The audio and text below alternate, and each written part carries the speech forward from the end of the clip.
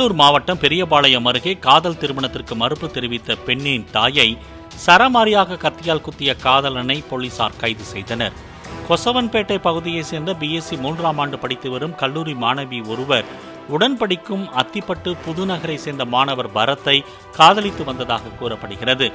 மாணவியின் வீட்டுக்கு சென்று பெண் கேட்ட பரத்திடம் அவரது தாயார் சந்திரகுமாரி மறுப்பு தெரிவித்ததால் ஆத்திரத்தில் அங்கிருந்த காய்கறி நறுக்கும் கத்தியை எடுத்து அவரது கழுத்தில் சரமாரியாக குத்தியதாக கூறப்படுகிறது. இதில் படுகாயமுற்று அலறிய சந்திரகுமாரியை மீட்ட அக்கம் பக்கத்தினர் அரசு மருத்துவமனையில் அனுமதித்தனர்.